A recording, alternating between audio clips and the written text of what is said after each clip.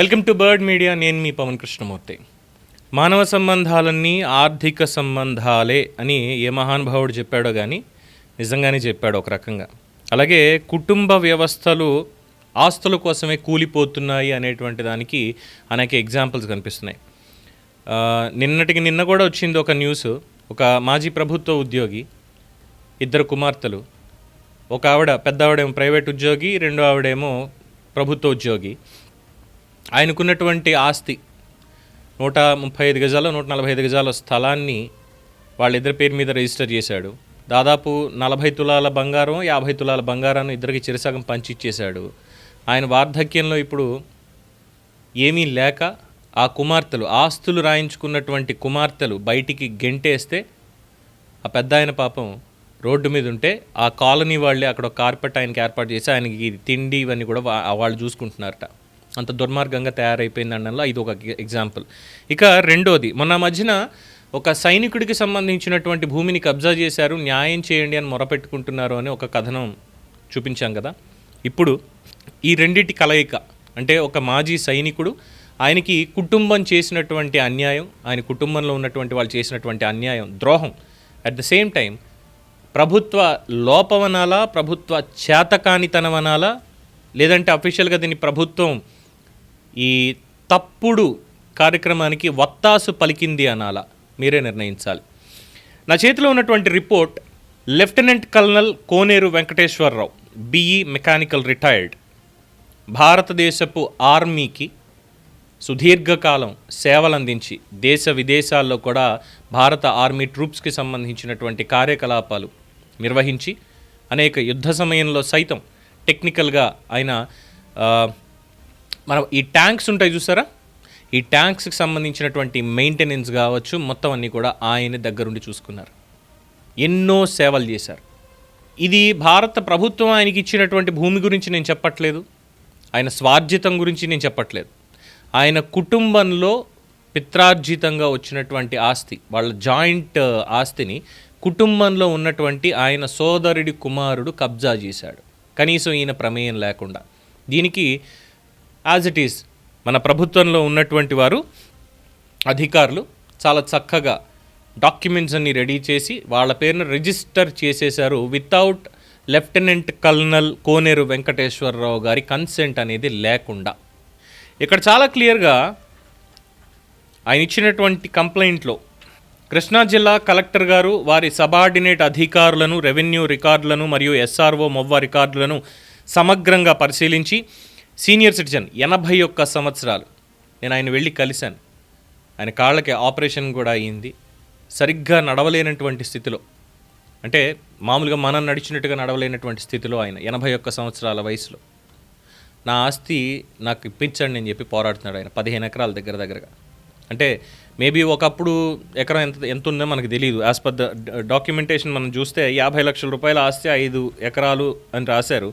అంటే ఎకరం 10 లక్షలు అనుకున్నా కూడా మరి ఈయనకి రావాల్సినటువంటి భూమిని ఈయనకి ఇవ్వకుండా వాళ్ళ స్వార్జితంలోనే ఉంది అనేటువంటి దాంతో హైదరాబాద్లో మీరు ఏదో ఇల్లు కొనుక్కున్నారు కదా అంటే ఆయన డబ్బులతో ఆయన సంపాదించి ఆర్మీలో పనిచేసి దేశానికి సేవ చేసి కుటుంబాన్ని కూడా దూరం పెట్టి దేశానికి సేవ చేసి సంపాదించుకున్న దాంతో ఒక ఇల్లు అక్కడ కట్టుకున్నారు ఆయన. అలాంటిది ఊళ్ళో ఉన్నటువంటి ఆస్తిని మాత్రం ఈయన దేశానికి సేవ చేస్తే మాకేటి, కుటుంబానికి ఏమైనా చేశాడా అనేటువంటి విధంగా, మా అండర్లోనే ఉంది కదా, మాదే ఇది, మేమే శిస్తు కట్టాం, ఇది కట్టాం అనేటువంటి విధంగా దాని మీద ఫలసాయం తీసుకున్నప్పటికీ కూడా ఆయన ఆస్తి ఆయనకి ఇవ్వకుండా కబ్జా చేసి రాయించేసుకున్నారు రాజకీయ నాయకుల అండదండలతో. ఎస్, ఎందుకంటే మన ముఖ్యమంత్రి గారు చెప్పారు కదా, లింక్ డాక్యుమెంట్స్ ఎన్ని ఉన్నాయి, ఎలా ఉన్నా కానీ మూడు గంటలు లింక్ డాక్యుమెంట్స్ ఉన్నాయంటే రిజిస్టర్ చేసేయండి అని చెప్పి. మరి అసలు ఈయన సంతకమే లేకుండా, రిటైర్డ్ కల్నల్ సంతకమే లేకుండా వాళ్ళ కుటుంబ ఆస్తిని, జాయింట్ ప్రాపర్టీని ఏ విధంగా రిజిస్టర్ చేసి వేరే వాళ్ళకి రాసి ఇచ్చేస్తారు? ఈయన కంప్లైంట్లో ఇదే చెప్పారు. కృష్ణా జిల్లా కలెక్టర్ గారు మొత్తం ఈ రికార్డ్స్ అన్నీ కూడా సమగ్రంగా పరిశీలించి సీనియర్ సిటిజన్ మరియు మాతృదేశం కోసం ఇండియన్ ఆర్మీలో సేవలు అందించి జీవిత చర్మాంకంలో ఉన్న నాకు నా ఆస్తి దక్కేలా సత్వరమే దక్కేలా న్యాయం జరిగేలా చూడాలని ఆదేశించేలా కోరుతున్నాను. ఇదొకటే కంప్లైంట్. ఇందులో కృష్ణా జిల్లా బందర్ ఆర్డీఓ, మోపిదేవి మండల తహసీల్దార్, పెదకళేపల్లి విఆర్ఓ, మొత్తం వీళ్ళందరికీ సంబంధించినటువంటి వివరాలు ఇవన్నీ కూడా పెట్టారు.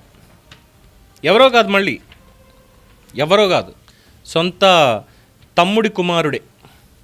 రాజకీయంగా ఆయనకేదో అఫిలియేషన్స్ ఉన్నాయి, బోండా ఉమ్మగారితో తిరుగుతారు, ఇవన్నీ చేస్తారు. అందుకని అక్కడ ఉన్నటువంటి ఎంఆర్ఓలు, విఆర్ఓలు వీళ్ళందరూ కూడా వాళ్ళకే మద్దతు పలికి చక్కగా ఈయనకి దఖలు కావాల్సినటువంటి ఆస్తిని, జాయింట్ ఫ్యామిలీ ప్రాపర్టీస్ ఏవైతే ఉన్నాయో ఈ జాయింట్ ఫ్యామిలీ ప్రాపర్టీస్ని వీళ్ళే ఏదో చేసేసుకొని, పైగా దీంట్లో ఏంటి, ఒక మనిషిని పిచ్చివాడిగా మార్చేసి పూర్తిగా ఏమీ లేకుండా అతని జీవితాన్ని కూడా నాశనం చేసినటువంటి సంఘటన దీంట్లో ఉంది.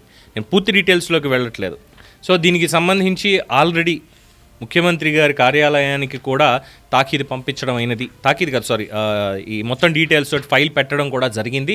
మరి నాకు న్యాయం చేసేది ఎవరు అని చెప్పి ఒక మాజీ భారత సైనికుడు ఈరోజు ఎదురు చూస్తున్నాడు. మరి ముఖ్యమంత్రి గారు అన్నట్టు కుటుంబ సభ్యులు అక్కడ ద్రోహం చేశారు. కుటుంబ సభ్యులు ద్రోహం చేస్తే కుటుంబంలో కూర్చొని మాట్లాడుకుంటాడేమో అట్లీస్ట్, కానీ ప్రభుత్వంలో ఉన్నటువంటి అధికారులే ఆ ద్రోహానికి సమర్థంగా ఉంటే దీనికి ఎవరు సమాధానం చెప్తారు? దయచేసి ముఖ్యమంత్రి గారి కార్యాలయం తక్షణమే ఈ మొత్తం కేసుకి సంబంధించినటువంటి వివరాలు ఆల్రెడీ పాటికి మీ దగ్గరకు వచ్చే ఉండొచ్చు.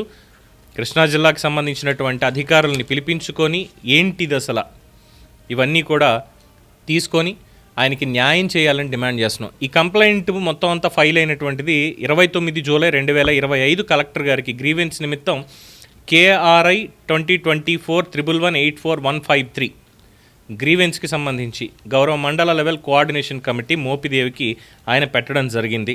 నా తల్లిదండ్రుల మరియు నా సొంత ఆస్తియగు భూములను నా అనుమతి లేకుండా మరియు నాకు తెలియకుండా నా సోదరుడు కోనేరు లీలాప్రసాద్ పేరున రెవెన్యూ అధికారులకు ట్రాన్స్ఫర్ చేసిన వాస్తవ విషయం.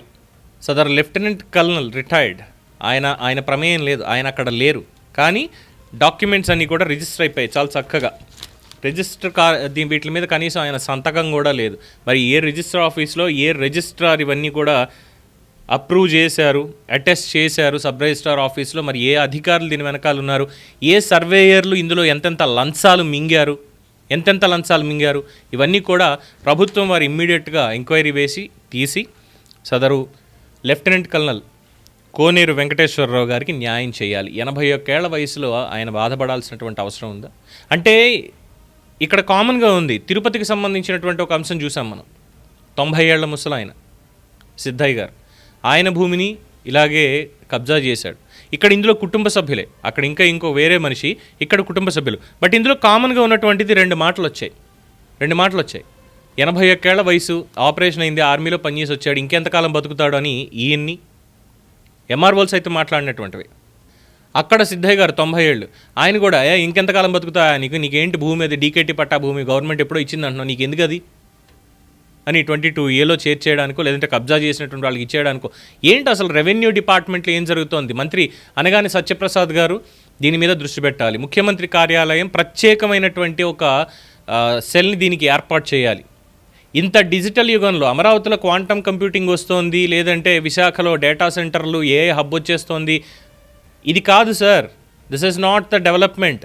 అన్యాయం జరిగిన చోట న్యాయం చేసి చూపించి అప్పుడు ఇదిగో మేము అభివృద్ధి చెందాం అని చెప్పుకుందాం. ఒక సైనికుడికి, భారతదేశానికి సేవ చేసిన సైనికుడికి ప్రభుత్వం ఏమి ఇవ్వలా, లోన్ తీసుకుని ఆయన కొనుక్కున్నాడు, హ్యాపీగా ఇల్లు కట్టుకున్నాడు, అక్కడ లోన్ తీర్చి మరి ఇన్కమ్ ట్యాక్సులు అన్నీ కూడా కట్టి ఇప్పుడు 81 ఏళ్ల వయసులో ఆయన ఆస్తి కోసం ఆయన పోరాడుతున్నాడు. కుటుంబ సభ్యుల దగ్గర నుంచి, ప్రభుత్వం చేసినటువంటి పొరపాట్ల దగ్గర నుంచి. సో ప్రభుత్వం పొరపాటుని సరిదిద్దుకుంటే మంచి ప్రభుత్వం అనిపించుకుంటుంది. కాదు, అధికారులు ఏం చేశారో మాకేం తెలుస్తుంది, అధికారులు అలాగే ఉంటారు, మేము ప్రక్షాళన చేయలేము అనుకుంటే ఏ ప్రభుత్వం అయినా ఇది ప్రజలని ముంచి, ఏ ప్రభుత్వం అయినానండి. ఎందుకంటే 2019 తర్వాత ఈ రిజిస్ట్రేషన్స్ అన్నీ జరిగాయి, 19 తర్వాత జరిగాయి రిజిస్ట్రేషన్స్ ఇవన్నీ ఇవి. అందువల్ల ఏ ప్రభుత్వం అయినా ప్రక్షాళన చేయనంతసేపు ఇది ప్రజలని ముంచే ప్రభుత్వమే అవుతుంది. అది జగన్మోహన్ రెడ్డి గారిదైనా, చంద్రబాబు నాయుడు గారిదైనా, రేపొద్దున ఇంకెవరిదైనా. సో ప్రభుత్వం దీని మీద దృష్టి పెట్టాల్సిందిగా మనవి. For more updates keep watching the bird media.